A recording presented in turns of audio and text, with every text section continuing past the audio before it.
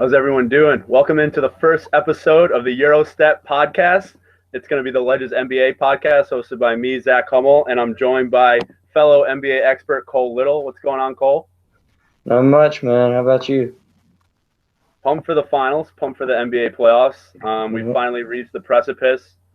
Why don't we just dive right into the conference finals? We can start in the Western Conference where we finally had a Game 7, a good game in these playoffs, which has kind of been hard to come by. We had the Thunder, obviously, facing the Warriors. Game 7, Warriors clinched and won. Do you have any overall thoughts on that series? Well, I'll tell you, I think that we've seen the last of Kevin Durant and OKC, and so just kind of big picture, I think maybe that was a fitting end to his tenure in OKC because it was just filled with downs and never quite living up to expectations, never quite getting to that point that many expected him to get to with Durant and Westbrook because, it appeared like they had it in the bag. They looked great through the first four. And it was just like an offensive, it's just like everything just sort of fell apart for them. They had gotten over on the Warriors in the first four with the last three, and a bit of a letdown. I know the Warriors are kind of proved they were superior team, especially when that might have something to do with why they got down 3-1 to begin with, but. Yeah, this kind of a weird series and a shocking meltdown to say the least for the Thunder. Yeah, when they were up 3-1, I thought for sure they were going to win the series. They looked like the tougher team. They made Golden State look soft, which a lot of pundits have been saying, on ESPN and TNT. But Golden State caught fire, and I don't think the Thunder really had an answer for it once Curry and Thompson really started hitting those threes in Game 6 and Game 7. Yeah, and a big criticism of Russell Westbrook throughout his career is that he doesn't consistently come up big in big games, and he kind of disappeared late in a lot of those close games toward the end of that series. Missed some critical free throws here and there. Durant was kind of forced to force up some dumb shots. It was like a complete switch between the first four games and the last three games. And, they've done this in the past, and a lot of the blame was put on the old head coach, Scott Brooks. Now maybe it's just been proven that maybe with that core group, they can never quite get there. They can never quite be a championship team, and maybe Durant will realize that, and maybe that'll be a big reason why he leaves if he does leave this summer. Yeah, they played a lot of, hero ball down the stretch of right. The games they could have closed out. Westbrook had him and Durant combined for, I think, 6 turnovers in the final 5 minutes of that Game 6. I thought that was the best chance they had to close the series at home, had a lead. But then Thompson got hot, and they couldn't answer it in the fourth quarter, the final couple minutes. But, yeah, we might have seen the last of Durant. I'm not sure on his and Westbrook's relationship. They seem cordial because Durant kind of protected Westbrook when they said Curry's a better player and, Westbrook can guard him. But what do you think about Durant and free agency? You think he's going to stay in OKC? No, I mean, I don't, and really thought he would for the past couple years. It's interesting. I think the Thunder were the very best the 2012-2013 season because the year before that they got into the finals in the lockout year.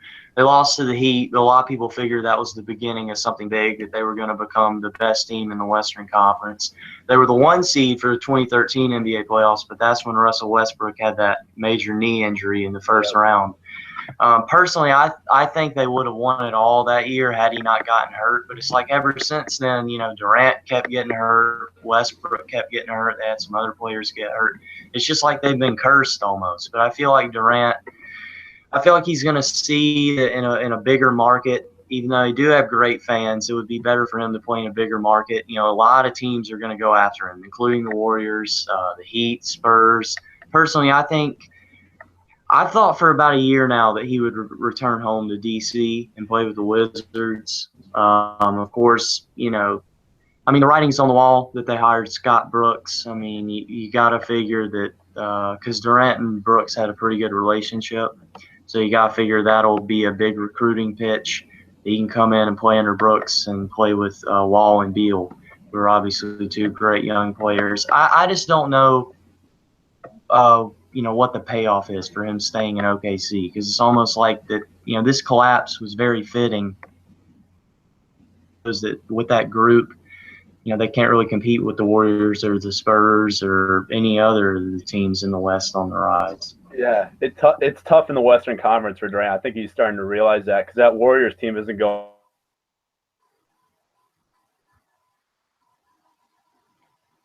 I think it's in 12-13 season, and then people forget they were almost in the lottery last year.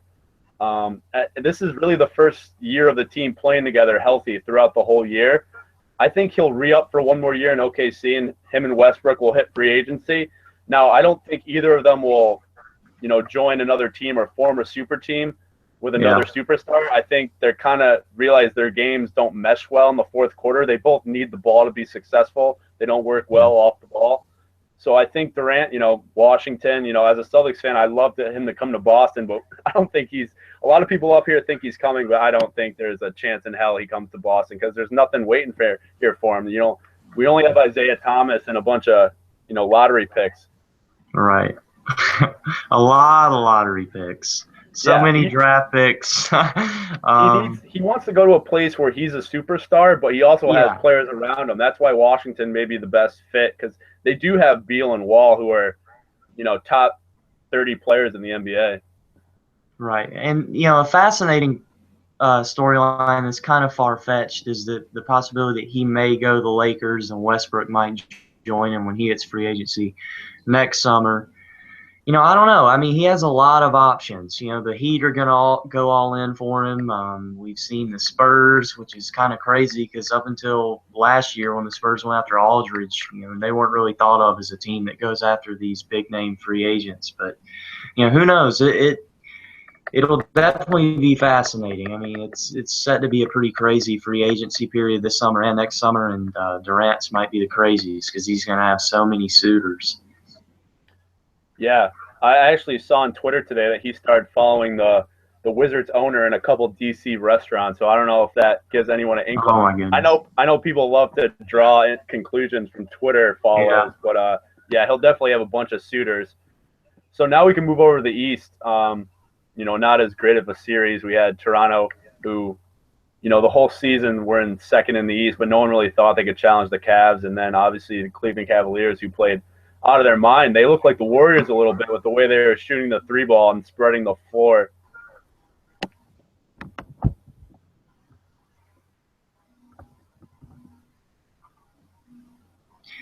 Yeah, I mean, Cleveland, last year was kind of like a missed opportunity because you had the Kevin Love injury right off the bat. And so it was just kind of like from the get-go, the whole playoffs for them wasn't necessarily fully indicative of what to expect with this big three in Cleveland. So we're kind of getting a redo this playoffs. Toronto, they're a team on the rise. A lot of people expect them to get swept. I expect them to get beaten 4 or 5. They put up a valiant fight, obviously, especially considering Valanciunas wasn't healthy at all. Biyombo came up big. They have a great young group. Of course, DeRozan's a free agent this summer. They really have to re-sign him if they expect to continue to compete. But overall, no real surprises. I mean, Cleveland, LeBron's on a mission, been on a mission all year, to prove himself, win a championship for the city of Cleveland. And, they've been hands down the best team throughout the playoffs. And I don't know how much that means because of how weak the East is compared to the West. But, J.R. Smith's playing great. Like you said, they're shooting it well from deep. Something they definitely improved on from last year. I think Kevin Love's kind of finding more of a niche, doing his thing. Kyrie's fully healthy, which is a great thing to see. It's great to see him play at that high level. He struggled with injuries in the past. But, yeah, and the thing is Thompson has kind of been the only disappointment. But, you figure if he can get back to the way he was playing last year, that they could definitely win it all. Yeah, I feel the same way. The Cavs are playing great. The Eastern Conference is dog shit though, so I don't think they've really proven anything to be honest. Sort of the Yeah, way the Warriors were last year. They beat some weakened Western Conference teams to get to the finals, and the Cavs right. haven't faced adversity, and we all know how LeBron sometimes will deal with adversity when his teammates aren't playing up to his standards. He starts True. getting pouty, and we had that whole fiasco when Miami played the Spurs, and he had that what was it down in San Antonio? He had that like heat stroke kind of cramp thing. Right. Yeah, So, the cramping. I wouldn't go so far as to call it a heat stroke, but yeah, yeah, but he had that he he had that cramp. when his team starts losing. I really hope it's a competitive series, but if the Warriors are hitting their threes, I really don't see it being that competitive just because the Cavs have so many liabilities on defense. Their coach Tyronn Lue really has to pick whether he wants to play an offensive lineup or a defensive lineup. They don't have a bunch of players that can hold their own on both, while the Warriors have great offensive players, but they also have guys that can at least hold their own on the defensive end of things. Yeah, defense is definitely going to be a question mark. As we saw at the end of the OKC series, Steph Curry, whether Steve Kerr wanted to admit or not, he wasn't 100% the first 4 or 5 games of that series, but obviously he came alive big time in games 6 and 7, and Thompson really stepped up his game. But yeah, with a fully healthy Curry or rejuvenated Curry and Thompson playing out of his mind right now, yeah, they're definitely going to have a problem defensively. But they gave him a valiant fight last year without Love, and of course Kyrie got hurt in the first game. They didn't have him for the rest of the series, Yeah, so it'll LeBron be carried them interesting. last year. It was all LeBron. And Right, yeah, second best player was Tristan Thompson, like you mentioned. So, it should be competitive. I would love to see it go 6 or 7 to finally have, a competitive NBA Finals, which we haven't really had the last couple of years. yeah. I think it will. Who can win on the road is going to be a big question mark. Of course, it's interesting. The Warriors were so elite on the road in last year's playoffs, and they've lost a few times this go around. How the Cavs fare in those first 2 games is really going to set the tone for the series. Of course, it's going to be at Golden State. I think Game 1 is must win for the Cavs. I think they need to win Game 1 Yeah, to win this series.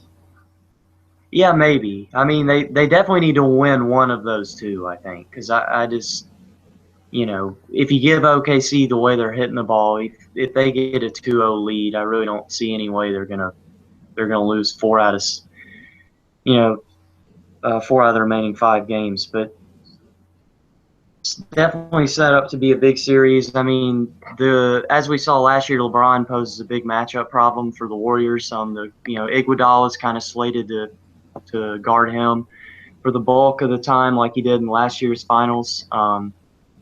That'll be interesting to see. Iguodala, of course, was the Finals MVP last year, and part of the reason why was he was pretty good defensively considering who he was guarding. But it'll be interesting to see if that holds up.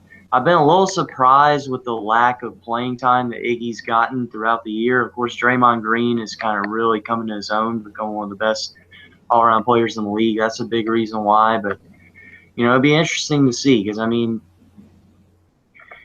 of the reasons why OKC was able to get that 3-1 lead, matchup problems down low. And of course, Durant caused some problems too. So it'll be interesting to see how the Warriors fare, down low, and especially guarding. Yeah, I think Draymond Green will be a big key this series because kind of versus OKC, he was put to the back burner a little bit with the length of Steven Adams and Ibaka. Right. Win this series, I think Tyronn Lue is going to play a lot of 5 guard lineups almost with LeBron as the big guy. So either Iggy or Draymond Green will guard LeBron with, pick your guards in the outside, Kyrie, J.R. Smith, maybe Dellavedova type or someone of that sort, maybe even a Channing Frye. But I just see the Warriors having more versatile players. The Cavs have, 2 different lineups they can play. If you want to go big, you can play Mozgov and Thompson. If you want to go small, they can play Fry and Love. So I guess we can go ahead with our predictions right now. Then we'll talk a little other NBA news. So I have the Warriors winning in 6 games. I just think shooting travels and they have it, and Yeah. they kind of have this mental edge over the Cavs because I think playoff basketball is a lot about how you deal with adversity, and Golden State had their back against the wall versus OKC, so they know already what they need to do if they get their backs against the wall. While the Cavs, I think, are a little mentally fragile, LeBron included. So I think the Warriors will take it in 6 games. How about you? Yeah, it honestly could go either way. I mean, I know it's going to be a far more competitive series than it was last year. I think it'll at least go 6 games. I think right now I have the Cavs in 6, and simply because of LeBron. I mean, I think he's really on a mission. I think, he gets a lot of criticism and gets made fun of for kind of some of his theatrics on the court. But to me, it just kind of reveals, because he's had a lot of it this year. Yeah, I think it just kind of reveals that he's really on a mission.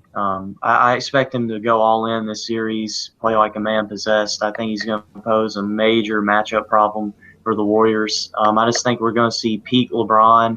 I think it bothers him that Curry's won back-to-back MVPs. He made that kind of snarky comment a little while ago about who the most valuable player really is, what that really means. I just think he's motivated. I mean, like him or hate him, love him or hate him, LeBron does love the city of Cleveland, and he probably wants nothing more than to bring a championship home. And I just think with the way that team is gelled and with him as disputed leader and Love really finding his role this year and Kyrie Irving fully healthy, I just think they got it. I think they want it. I think the Warriors showed a little bit of weaknesses in the last series. They were clearly the better team last year. They were clearly the better team throughout the regular season. But I just think, he's been in so many finals. This is now his 7th finals. I just, his 3rd with Cleveland. I just don't think he's going to lose another one in Cleveland. I think this go around with the help being there, I think they'll get it done in 6. Yeah, I mean, I'm one of his biggest fans. I think almost he's better than Jordan in his ability to make his teammates better. People don't realize, he's taken crap teams to the Eastern Conference Finals almost every year, at least. Some to the NBA Finals. I know the East is weak and everything, and he's kind of, preyed off that fact, but he really has carried his team. He takes a lot of slack for his attitude, but he is a great basketball player. And I think he'll really be on full display in this series. He's got a full team. He's really, ready and ready to go to win one for Cleveland. And I think if he wins one this year, his NBA legacy is kind of, put in the books. He won one for the city he came from, and there's nothing better of a story than that. I think he might even opt out if he wins this one, just so he kind of accomplish his goal of winning in Cleveland, and that he can kind of move on to maybe, he seems like he likes to take on challenges and make super teams. So we'll see how that goes. But so you have the Cavs in 6, and I have the Warriors in 6. So we both think it's going to go pretty long series. Just we're going to differentiate on who's going to end up winning it. Yeah. In some other NBA news, there are some teams that didn't make the playoffs that are looking for coaches right now. And I know you wanted to talk about this one. Former Cleveland coach would have been coaching this team if maybe some of the players kind of bought into his system. David Blatt has signed a $2 million contract to go coach in Turkey. Not even one of the big teams, one of the smaller Turkish teams, but he is getting paid a lot. Yeah, that's kind of a fall from grace for Blatt. Yeah, it's interesting. Of course, he gained fame, gained a good reputation for coaching in Israel. Now he's headed back to Euroball, going to Turkey. But it's just incredible. I mean, it's amazing how the NBA head coach is just kind of fallen from grace these past 5 or 6 years. It's like almost ever since Phil Jackson, retired or entered the waning period of his career, the NBA coach became far less important. I mean, we saw it with Spoelstra in Miami, how good of a head coach he is. I just really don't think he's that great. I don't think it really matters. I mean, we saw it with Luke Walton, how he's able to fill in for Steve Kerr, and the Warriors are able to do just as good. And the point I'm trying to make is with Blatt is, it's almost like he got judged unfairly because people looked at this Cleveland team how elite the talent level was, how they were able to do pretty much just as well with Lou after he took over as they were with Blatt. And maybe he just didn't garner enough interest. But, it's just incredible. NFL head coaches are extremely important. I think managers are pretty darn important, and MLB head coaches are pretty important in NHL.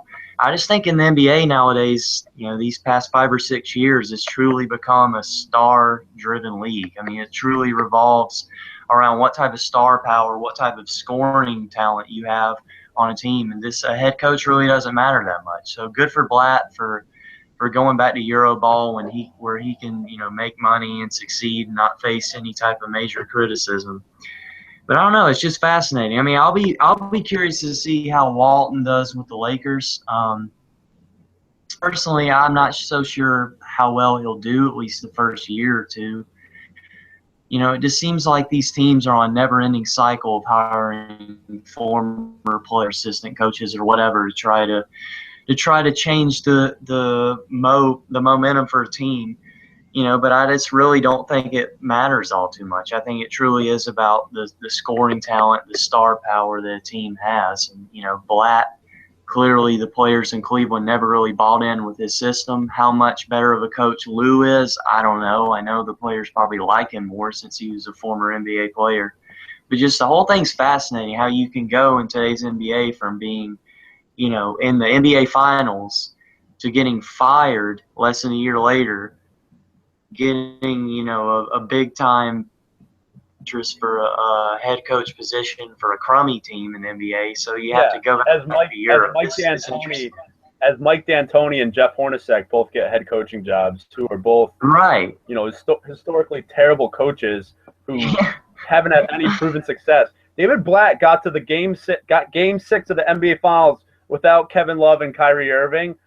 Yeah, one of the better teams to ever win a championship in Golden State, and he gets fired for that. Now, I understand the players kind of checked out on him, and LeBron has so much say in that organization, but the fact that he doesn't even get a decent look at another job is kind of blasphemous in a way. And I know he loves coaching in Europe, but maybe he realized what you said, that it's really a player-driven league, and the players kind of dictate who they get as their coach. So he wants to go back to Europe where the players are more receptive to a system, and, the coaches are a lot more demonstrative. Where in the NBA, they're almost kind of just scarecrows, kind of just standing there, and the players kind of do whatever they want on the court. The coaches obviously give them the plays and the certain X and O stuff out of timeouts, but it's really all about motivation and the players respecting you in the NBA. Whereas, in maybe Europe, it's more about actually coaching the players and player development, stuff like that. Yeah.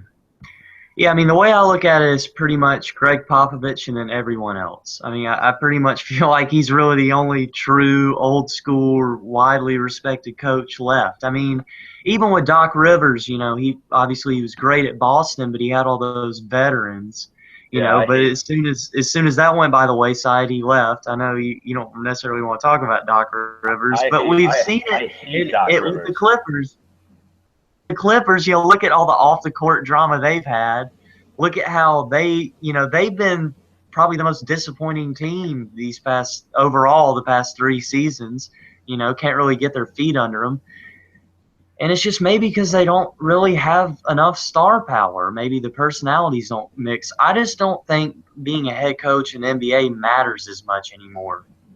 I just don't. I think it's really, with all this money and with all these players on different teams being buddies with each other, I just think it truly is about, having a good executive that's able to recruit these star players and just having the right personalities to mix. I just don't, it's such a hero ball. I think you mentioned that earlier. There's so much hero ball. There's so much narcissism. These players, it's just a different league than it used to be when Pat Riley was coaching and in Phil Jackson's heyday with the Bulls. It's just a different league, and I just think maybe Blatt pretty much realized with his hiring that it is all about the players. It's all about LeBron. It's all about Curry for the Warriors. All about Durant for the Thunder, so on and so forth. And it's just, being a head coach in the NBA, you're just almost like a scarecrow nowadays. Well, the perfect example of these coaches, people are almost hiring coaches that can recruit players, because Memphis just hired David Fizdale, who was an assistant with the Miami Heat. Right. Yeah. And if you've seen a Heat game, you've probably seen him. He's the guy with the glasses on the sideline. He's close with a lot of the players in the league, and maybe the Grizzlies think he can keep Conley there and maybe lure another superstar to team with Gasol, Randolph, and Conley. But I totally agree with what you're saying. NBA coaches are literally, they're into they can kind of be exchanged, and a team really doesn't skip a beat. It's all about motivation, I think. You watch the NBA Finals, the NBA playoffs, the coaches are talking in the huddle and the players aren't even listening. They're just, they're kind of getting a drink of water, kind of talking to each other while the coaches, a lot of the Thunder huddles with Billy Donovan, he's trying to pump them up, and Durant's talking to Ibaka about where he wants them spaced on the floor. So I think the coaches think they have more power than they do, and maybe that's what David Blatt didn't really like about the NBA. But he's going to go coach in Europe, and he's getting paid, a decent amount for a European coach, so we'll see how that goes. Mm-hmm. But I also want to talk about Jeff Hornacek to the Knicks. That got a lot of negative publicity with Phil Jackson hiring kind of a guy outside of his and a guy that was, a real terrible coach in Phoenix, not maybe in his X's and O's, but the way, the record of the team with a kind of a roster that's, a little bit talented, that should have done better with him at the helm at the Suns. So I don't know what you think about the Hornacek hire. Strange. I definitely didn't expect it. I mean, I know Phil has a track record of kind of keep it in the family. I figured he would go after Brian Shaw, who's a former assistant with him with the Lakers, also coached the Nuggets, played for him when Phil was coaching the Lakers too. There were some rumors that he was in talks with Luke Walton. Of course, both sides kind of played it cool, said, oh, there's really nothing there. I think maybe he wanted Walton, probably couldn't get him because Walton wanted the Lakers job since he played there, staying on the West Coast. And so, I think maybe he settled for Hornacek. It's interesting. I wonder how much, though, some other bigwigs with the Knicks kind of encouraged to get away from one of his, cronies, so to speak, somebody who doesn't run the triangle offense. Because clearly it hasn't worked thus far since he took over. The Derek Fisher hiring was a fiasco. It didn't work. I don't really know why he was hired to be a head coach, without even being an assistant first anyway. We already saw Jason Kidd kind of have some problems in that regard, coming straight from playing to being a head coach with Brooklyn. It's interesting. I mean, I really don't know what to expect. I mean, Hornacek looked great. The Suns looked great rather in Hornacek's tenure early on. They were surprisingly good, but then like you said, he was awful. They were clearly the most pathetic, disappointing team at the early part of this past season, led to his firing. I don't know. I mean, it's just weird. Instead of going after a young assistant like Fitzdale with who the Grizzlies hired, it's weird he would go after a guy who's coming off such a bad meltdown with a team. When you got to figure that Phil wants to win now, I mean, clearly Knicks fans are impatient. Carmelo's impatient. Hornacek was great as a player, clearly a smart guy. I just don't know what he's going to be able to do. I mean, like we just said, it's about who they can put around Carmelo. It's about the players. It's about the star power. I mean, I just wonder how much longer this will go before Phil Jackson decides to just suit up on the sideline and coach again. I was about to say that. Like, he may just end up, coaching the team because he just no one he hires can do the job. I just think he gets too much of a pass as a GM. I know he's early on in his tenure, but the hirings he's already made, Derek Fisher and Jeff Hornacek for the city of New York, the Knicks. Right. It just doesn't seem like a good fit. Yeah, and Rambis, one of his other cronies, filling in his interim. Terrible coach. It's just weird. There's this. I don't know. I mean, the whole Phil running the Knicks has been weird because if you remember correctly, he kind of wanted that Lakers head coaching gig after they fired Mike Brown. But then they went with D'Antoni, and he was kind of forced to take the executive position with the Knicks. He hasn't necessarily gotten the head coaches he wanted. He hasn't really gotten any of the star players he wanted other than convincing Carmelo to come back. It's just strange. It's just like, the luck of Phil, this Zen master who was able to pull off, whatever he wanted basically at the Bulls and the Lakers. It's just like he's returned to the Knicks, where of course he played, and it's just like nothing's really gone his way. It's odd because, I mean, NBA rumors are always plenty, and there have been so many rumors about different things he's wanted at the Knicks, and it seemed like he's always had to settle for second or third best, not really gotten the players he's wanted. Yeah, it's just weird. I mean, I do eventually think that he'll either decide to just give up and retire back to California, or he'll just decide to suit up again and coach. I just don't think this executive thing's going to last much longer. I just don't think they're going to be able to compete. I mean, you see Cleveland, they're clearly going to be good if LeBron decides to stay for at least the next year or so. You have Toronto on the rise. You have, Boston on the rise. You have some teams that can need to add a few more pieces, and they might be elite, such as Washington. Chicago might be back, Atlanta. And I just don't, the Knicks are really nowhere close. And, I mean, I just don't think Carmelo's going to stay happy. I don't see Hornacek really making a big enough difference to make them any better than maybe, I don't know, a 7 or 8 seed who gets knocked out in the first round. Yeah, he definitely has a long build ahead of him because they don't have a first-round pick. They do have cap room, but like you said, I don't see them being good any time. Another team that's kind of in transition in a different way, they were the second-ranked team out west, but the San Antonio Spurs, the OKC Thunder overtook them, which kind of proved to a lot of people that OKC could actually maybe beat the Warriors, and they probably should have. But the Spurs are definitely in a transition time. You got Duncan retiring. You got Ginobili, who's on the back nine of his career. You got Parker, who this playoffs he showed that he's definitely winding down. He's not that fast, quick twitch, coming off those ball screens. Tony Parker that we've always, watched in San Antonio, and it kind of showed that Kawhi Leonard's the only real building block they have. Yes, they signed LaMarcus Aldridge. He's a little older, but Kawhi, is he really the superstar that the Spurs, think he is? Can he really become a Durant, a guy that can get his own shot and take over in the fourth quarter? That's yet to be seen. We definitely didn't see it in that OKC series too much. Yeah, like you said, there are a lot of question marks.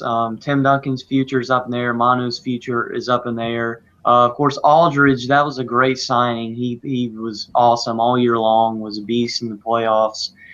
But, yeah, I mean, there have been some Kevin Durant rumors. Whether or not they'll be able to get him, I don't know. But, yeah, like you said, Kawhi is really the biggest question mark. A lot of people, including, I know Charles Barkley, of course, now TNT analyst, he loves Kawhi, claims he's the most talented player in the league. A lot of other pundits kind of agree with him as far as, being such a skilled player at so many different areas of the court. But whether or not he can lead this team after Duncan's gone, after Ginobili's gone, Parker's getting up in age, I don't know. I mean, of course, they still have Popovich, who, like I said earlier, is really the only true coach left in the NBA. It's just weird. I mean, personally, I think if Duncan does come back for another year, I think if Ginobili comes back another year, I mean, obviously they're still going to be great next year. But if they don't make a big signing, a la Kevin Durant, I think this might be it for them for as far as competing for titles. Because, I mean, I just don't know if they're going to be able to ever jump the Warriors. And, you have some other teams on the rise too. It'll be interesting. I mean, this is a big offseason for them. It's a pivotal offseason. They had a pivotal offseason last year. I think this one is just as crucial because that window is closing. I expect them to go hard after Durant. I mean, if they get him, they're definitely clearly going to be the best team in the league. It's just fascinating. I mean, they've won for so long without going after those star guys, those me first type guys. But the league is evolving, and like you said, Kawhi Leonard, he's a quiet guy. He doesn't necessarily have a lot of star power. He's really talented, but it's just it is up in the air how much longer with this core group they can continue to win. I mean, Tim Duncan, the ageless wonder, obviously he can still play at a high Yeah, level. But I mean, he did nothing in these playoffs though. Like no, he didn't. If he comes back, it's almost a waste of a spot that they could use on a young up and coming player. They could play David West, who they picked up. They could play him more minutes. I know he's old in his own right, but they need to. The Spurs almost need to cut bait. I know Tim Duncan's been a great player for them, but I would love to see them kind of nudge him toward retiring, because it was almost sad to watch him at the end of this season in the playoffs. He was such a shell of himself. He can barely get up and down the court. Right. He was scoring. He wasn't even scoring and rebounding in some of the games. And if you can't do that in the playoffs, you're kind of worthless. Even if you were one of the best power forwards of all time. And Ginobili, he looks a little slower than he used to be. He can still shoot and whatnot, but they can't log the minutes they used to log in the playoffs. Popovich always hangs his hat on sitting his players during the regular season and kind of playing a second unit and still winning. But I don't think he can do that anymore. He doesn't have the luxury. This team's going to be built around Kawhi Leonard and LaMarcus Aldridge for the next 3 to 4 years. And like you said, they definitely need to add or another guy that can get you 15 points to 20 points a game, because I don't think Kawhi can be that consistent offensive player. We know Aldridge can score at will. He's also a sort of a defensive liability and gets into foul trouble sometimes. So it'll be really interesting to see if the Spurs are really aggressive in free agency, because they haven't really, like you said, they haven't really gone off to that superstar guy to, team up with Duncan and Ginobili and Parker. They've kind of built through the draft and international players. So I think they kind of have to be aggressive this offseason if they want to challenge the OKCs, the Warriors, the Clippers, even a young Portland team who's one superstar away from being pretty good. I think they really need to, fuel up this offseason. Yeah, it's going to be interesting to see how they respond, because, a lot of people feel like this was the best Spurs team there's ever been under Popovich. Of course, they only lost 15 games, only lost 1 game at home in the regular season. A lot of people felt like even though they were the 2 seed out west, that they were the favorite to win it all. And that was a big disappointment, probably the biggest disappointment of Popovich's tenure in San Antonio, the loss to OKC. I don't know. It's just weird. They haven't really been in this place before. One thing to keep in mind, though, is between, they won it all in 2007. And they didn't return to the finals again until 2013. So that 6-year gap. So it's not like all is lost. But I just don't feel like they've had this big of a playoff disappointment before under Popovich. They've had some bad, crucial losses. They've had some letdowns against the Lakers in the past, what seemed like ages ago. But I don't know.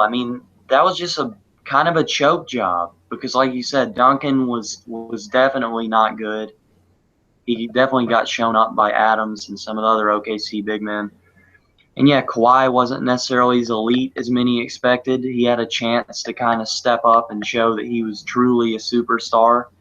But they just didn't really step up, and it'll just be fascinating to see their approach to this offseason, whether or not they'll try to change things up and recruit a big star player, or they'll just try to regroup and give it another go with the same core group next year. Yeah, a lot of people are calling it a choke job and whatnot. I don't really put a lot of solace in regular season, accomplishments. I know they had that long streak of winning at home, but we saw what the OKC Thunder did to the Warriors. In no way was that Spurs. They probably should have, brought it to another game, but the Spurs shouldn't really put their head down because they lost to OKC, because OKC should have beat the Warriors if they just finished the job. That's the Western Conference for you, though. Like, if you're going to play a great team in that quarterfinal round, it's just the luck of the draw. That OKC team got hot at the right time, and they have probably the 2 best players in that series, and that usually wins in an NBA playoff series. So I just think they ran into a kind of a juggernaut. They obviously didn't play well, but OKC was definitely not a fake team. they took the Warriors to 7, so it wasn't that bad. But like you said, after the regular season and people thinking this was Pop's best team, they did kind of underachieve if you just look at it on paper instead of, if you kind of watch the games. Yeah. Like I said, they've had some letdowns before. I mean, I know they've lost. They lost not too long ago as the 1 seed when the Grizzlies were the 8 seed and knocked them out. They've been here before, but yet this one just kind of feels many people hyped them, and they had Aldridge. This is the first time in years that they've had a big-time player that they signed via free agency, and he appeared to take this team to a new level, to rejuvenate them. But they just kind of came up short in the playoffs. Probably didn't help matters that they played that beat-up Grizzlies team in the first round because, I mean, that was basically a cakewalk. And like you said, the Thunder were surprisingly good these playoffs. But, yeah, it's just fascinating. I really don't – it's kind of like the Knicks thing. I don't really know what to expect. I mean, they've been here before. Obviously, they have the winning pedigree. I just don't know how much longer with Duncan and the guys around him they can compete at a high level. I mean, I know, they have the money to go after Durant or any other star player, but whether or not they'll be able to recruit a guy to come of that, caliber to come play on this team with all these old guys who play, an old school style of ball, no nonsense. Obviously not a major market team either. It'll just be fascinating to see. I mean, it'll be one of the most interesting storylines of the offseason is what the Spurs do. Yeah, this will be a great offseason. We'll definitely record a podcast going into the offseason, kind of talk about free agency. We're also we plan on doing an NBA draft one. So we'll kind of go through the players and, who we would draft. And obviously as a Celtics fan, I'm not sure what NBA team you root for.